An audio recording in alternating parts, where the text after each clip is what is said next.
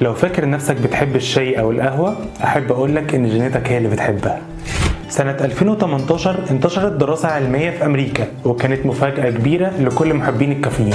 بتوضح إن ميولك للشاي والقهوة بيتوقف على جيناتك لقبولك لتذوق المر زي الكافيين.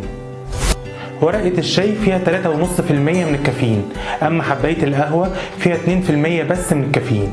ولكن الكافيين في القهوة بيزيد أكتر لسبب لأنها بتتعامل بنسبة سخونية كبيرة، ده غير إن احنا بناخد كمية كبيرة من البن على عكس الشاي.